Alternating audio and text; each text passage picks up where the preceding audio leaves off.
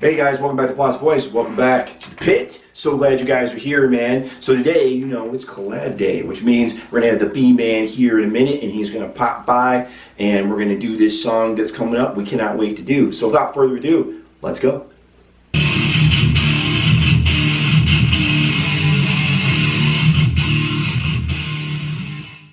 Hey guys, welcome back to PlotsVoice. Welcome back to the pit. So glad you guys are here today or tonight, depending on where you're from. Glad you came out. Today's Monday, so you know we have collab day, and today we're doing a song from the Runaways called Cherry Bomb. Let the Uncle Bman here guy tell you all about. Uncle Bman? Uncle Bman. Uncle Bman! Uncle Bman tell you all about this. Sort of like Uncle Andy. That's right, but not really, because it's a little different, because Uncle Bman. Uncle Bman! Tell you all about it, man, so start using that. We do have our good friend, Uncle Andy, out We there. do, he's a good guy. He's really Uncle good. Andy Huberts. If you haven't checked out his channel, check that out. He's a good guy. He's But, there you go, so you got threw a little bone out there for you, Uncle Andy. Yeah. And speaking of throwing a bone, Cherry Bomb, which came out in 1976, funny little story about this, I'll make it real quick. About a year, maybe a year and a half ago, I did a song called Cherry Bomb. And one of our really good friends, Bean M, that's her channel, but her name is Stina, which I thought for a while was Tina. I called her Tina. She says, no, it's Tina with an S. So I'm like, Stina? No, it's Stina. Anyway, great name. Anyway, she saw that, she got all excited because she thought we were doing the Runaways. She hit the play, and of course, you know, got a few kids of my own, but some days she's like, what? It was John Mellencamp. So she was like, it was still good, but I was really looking forward to the Runaways. So we had a laugh about that. Plots and I said, well, maybe we'll do that someday. Well, you know what, Stina? That day is here. So I guess with no further ado, let's get to it. We're doing Cherry Bomb, the Runaways from 1976. It's off of their first album called The Runaways. Chart-wise, you got Cherry Bomb on the A side, B side, you got Blackmail. And how did it do single-wise? It hit number 6 on the U.S. charts, number 57 on the Australian charts. Runaways were only a band for about 4 years, so their catalog's not really big, but that's basically because, you know, they started to go their separate ways, musical differences, want to do other things. Joan Jett does her own thing. We'll talk to you about that after, you know, Lita Ford has her own thing, so. So I guess with no further ado, Cherry Bomb, the Runaways, 1976, so hit it. Let's go.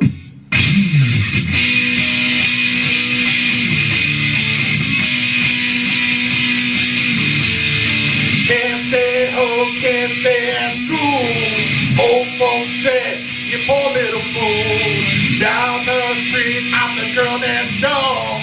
I'm the fox you've been waiting for. Hello, Daddy. Hello, Mom. I'm your Cherry Bomb. Hello, world. I'm your wild girl. I'm your Cherry Bomb. Zone is love and straight sounds too.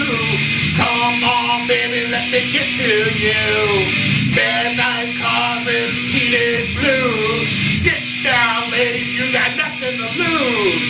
Hello, Daddy. Hello, Mom. I'm your Cherry Bomb. Hello, world. I'm your wild girl.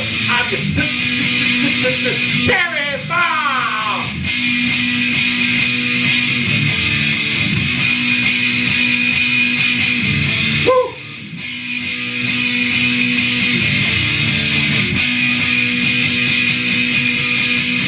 Hello, Daddy.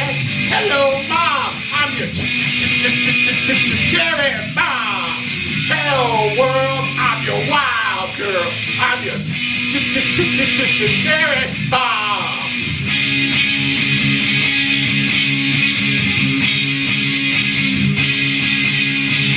Hey, street boy, what's your style? Your dead end dreams don't make you smile. I'll give you something to live for. Hey, yeah, grab your arm and score. Hello, Daddy. Hello, Mom. I'm your Cherry Bomb. Hello, world. I'm your wild girl. I'm your Cherry Bomb. Cherry Bomb. Cherry Bomb. Cherry Bomb. Cherry Bomb. Yeah! Woo! Cherry Bomb!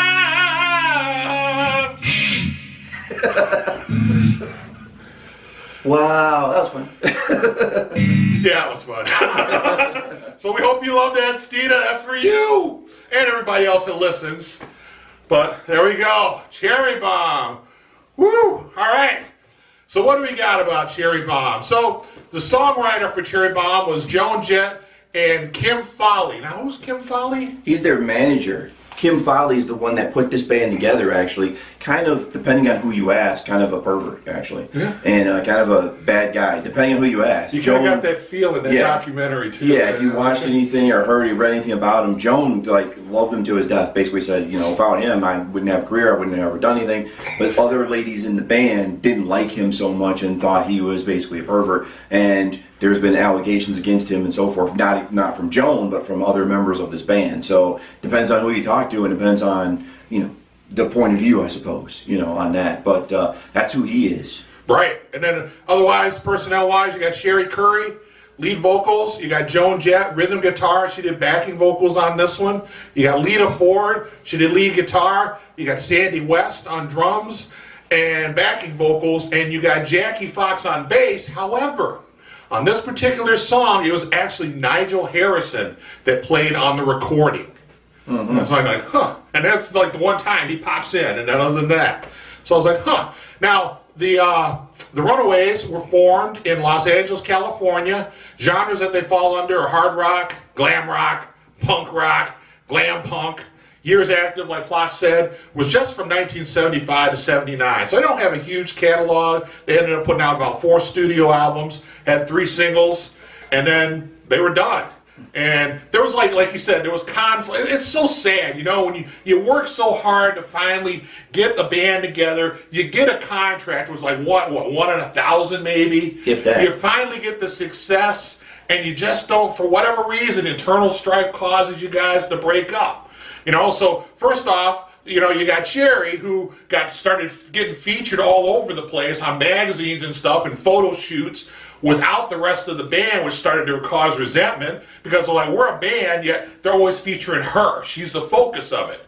Then you got Joan Jett, who after she left, had a heck of a career, as a matter of fact. And in our opinion, at least my opinion, I think it's his too, I think Joan Jett is a much better guitarist than Lita Ford. Oh yeah, hands down. But everybody always talks about how great Lita Ford is.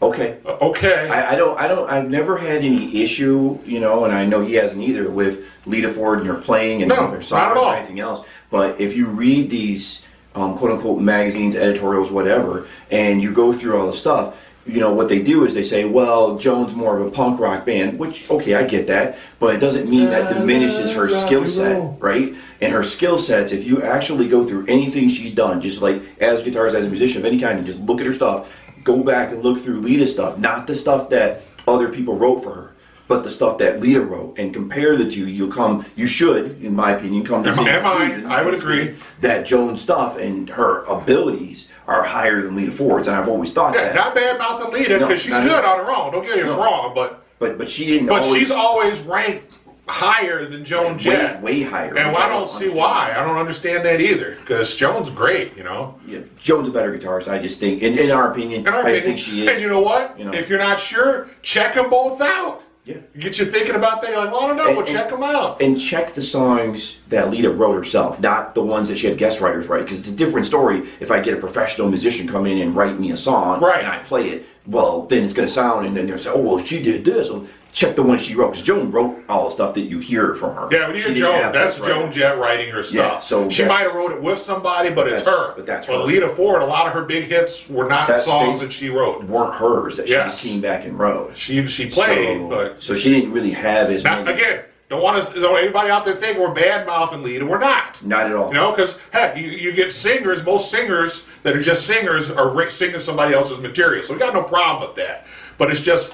Man, we don't think Joan gets her dues that she just richly deserves. And if you're looking at those polls where they rank the best women guitarists, I've always had issue with that because, well, Nancy Wilson is lower than Lita Ford, and I don't know how you can. How is that impossible? How you can do that? I don't think Lita Ford could play, you know, Magic Man or Crazy on You. I mean, try it, you know, and see if you could do it. I mean, that's a song and a half. I don't think she could play that personal field, and maybe she could. I don't know, but you know, at the same time, you put Lita Ford at 3, and you put Nancy Wilson and Joan Jett say 7 and 8. It's like, how is that possible? Yeah, agreed. So I don't see it. And always they say the rankings are, you know, they're up for debate. I get that, but I mean, the gap is too big for how good they all are. No way.